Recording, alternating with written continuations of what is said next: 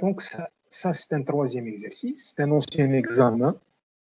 Là, c'est un petit peu différent parce qu'il y a des effectifs partiels, il y a un petit peu plus de calcul. Donc, on vous dit, le tableau suivant donne les notes obtenues, Y c'est des notes, obtenues par des étudiants à un examen. Et X, c'est le nombre d'heures qu'ils ont consacré à la préparation de cet examen. Donc, X, c'est les heures, donc 1 heure, 2 heures, 3 heures, 4 heures, ou 0 heure, que l'étudiant a passé à réviser. Donc, ou X, Y, plutôt, c'est la note obtenue. Par exemple, si je prends ce 14, ça veut dire quoi? Ça veut dire qu'il y a 14 étudiants qui ont passé 2 heures à réviser et qui ont obtenu une note entre 10 et 15. Si je prends ce 10, alors, ça veut dire qu'il y a 10 étudiants qui ont passé 0 heure. 0 heure, ça veut dire 30 minutes, hein, 15 minutes. Donc, 10 étudiants qui ont passé 0 heure à réviser et qui ont obtenu une note entre 5 et 10. Bien. Alors, les questions classiques. Là, on va faire toutes les questions. Donc, donner les lois marginales de X et de Y. Donner la loi conditionnelle, la loi de Y, sachant que X est égal à 1. Y, sachant que X est égal à 1. Ensuite, on vous dit calculer la covariance de X, Y. Calculer le coefficient de corrélation entre Y et X. Que pouvez-vous conclure? Selon cette étude, combien de temps? C'est ça l'intérêt de la droite de régression, c'est que trouver des valeurs qui ne sont pas dans un tableau, donc extrapoler, ou interpoler d'ailleurs. Donc, selon cette étude, combien de temps un étudiant aurait-il dû passer à préparer cet examen? Selon cette étude. Bon, donc l'énoncé, je pense, est clair. Donc, on va attaquer. La première chose à faire quand on vous donne un tableau de contingence, ça c'est ce qui s'appelle un tableau de contingence. La première chose à faire, c'est de calculer le grand N. Première chose à faire, c'est la somme de tout ça. Alors, grand N est égal à 100. Lorsque vous faites la somme, 13, 10, plus 2, plus 15, ainsi de suite, vous trouvez que c'est 100. Donc, on a 100 étudiants. Faites la pro. Alors, une fois que vous avez calculé le grand N, vous divisez les effectifs partiels. Ça, c'est un tableau de contingent. Vous divisez tous ces effectifs partiels par 100. C'est ce qui va donner ce qui s'appelle la loi de XY. Là, j'ai tout divisé par 100. Ça facilite les calculs. Donc 13 tous les 0, 13, 2 tous les 0, 0, 2, 10 tous les 0, 1, ainsi de suite. Alors voilà, j'ai tout divisé, l'effectif ADEC, tableau de contingence, par 100 pour trouver là, c'est des fréquences partielles. Alors, bien sûr, quand c'est un intervalle, on prend le milieu, le centre de l'intervalle, le centre de la classe. Entre 0 et 5, je prends 2,5. Entre 5 et 10, je prends 7,5, ainsi de suite. Donc là, on a pris les centres des classes. 0, 1, 2, 3, ça ne change pas.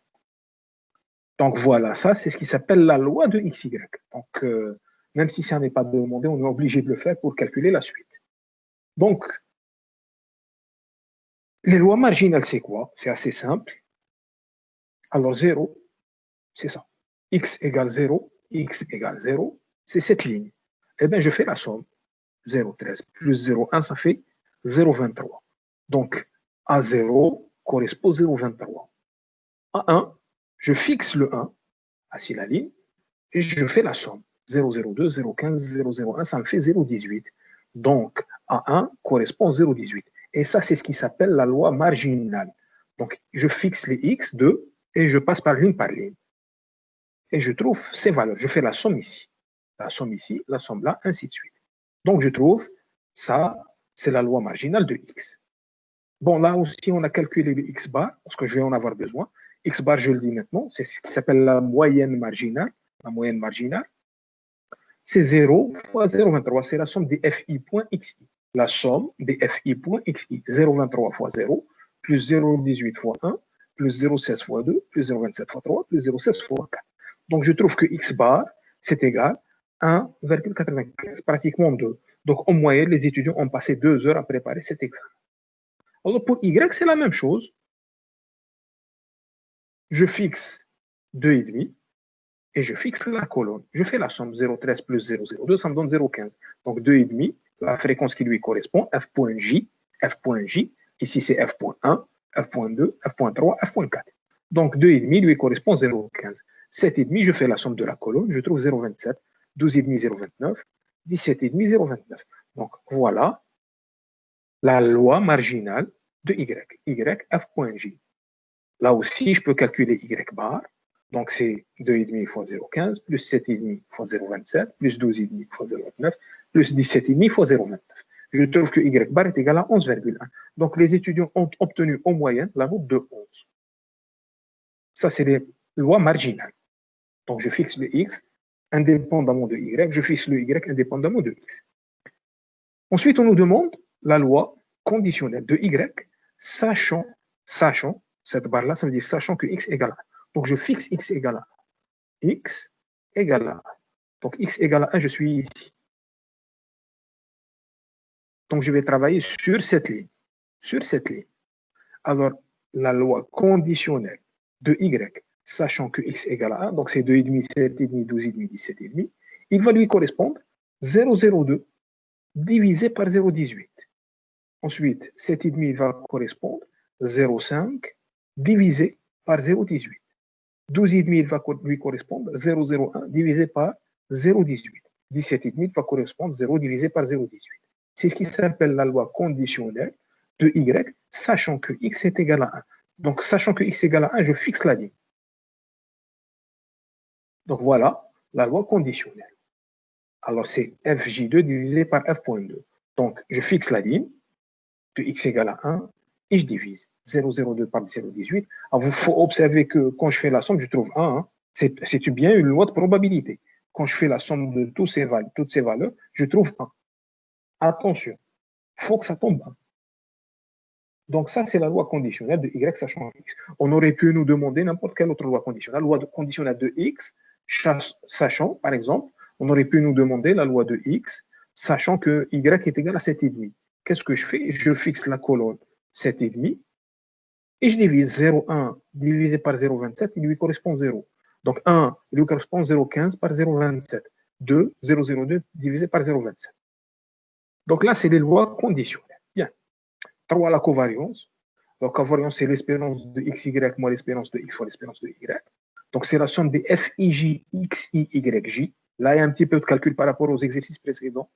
On a un calcul. La somme des FIJ, XI, YJ, moins la somme des FI.XI, F.J, YJ. Ça, c'est la moyenne marginale. X bar, rana hasbina. Ou ça, c'est la moyenne marginale. Y bar, rana hasbina. Donc là, c'est facile. Par contre, là, il y a un petit peu de calcul. La somme des FIJ, XI, YJ, c'est quoi?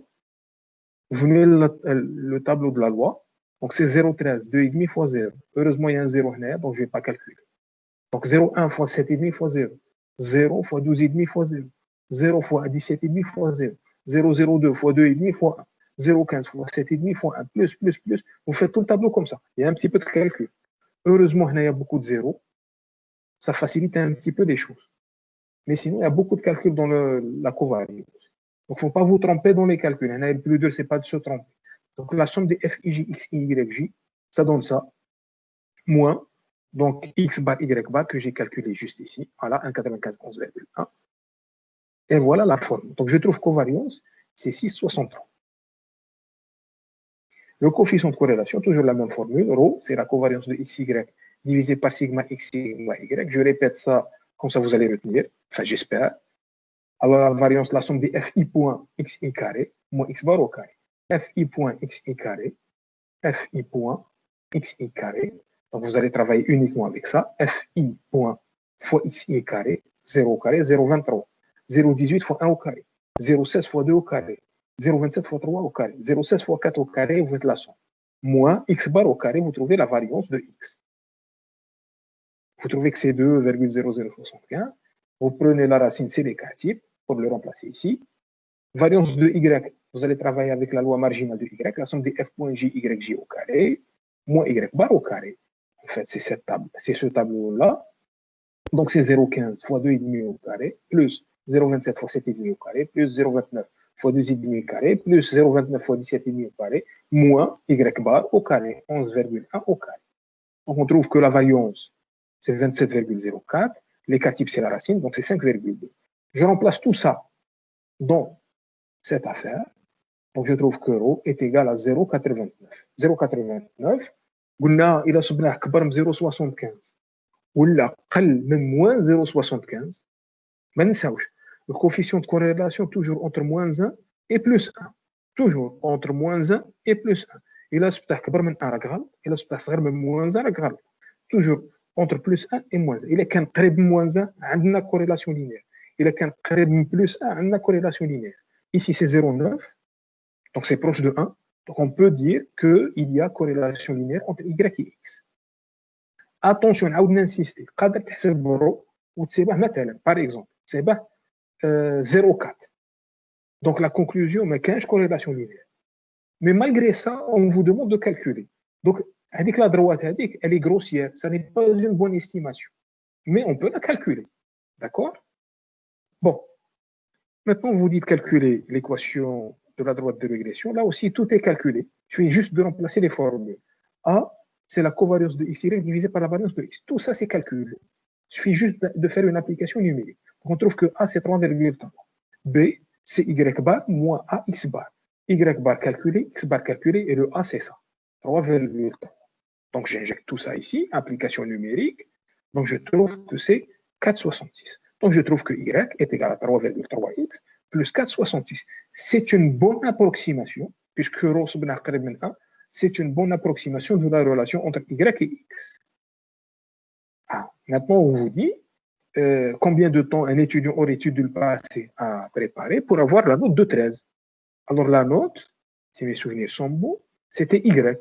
Y représentait la note et x représente le nombre d'heures passées à préparer l'examen. Donc, je remplace y par 13, la note que je veux obtenir, c'est 3,3x, plus 4,66. Je tire le x, donc 13 moins 4,66 divisé par 3,3, je trouve que c'est 2,5. Donc, x, c'est 2h30. Donc, normalement, un étudiant moyen, selon cette étude, aurait dû passer 2h30, donc 2h30. Mais les 2,53, c'est pas méchant. Donc, c'est 2h30, 2h30, pour obtenir la note de 13 sur 20.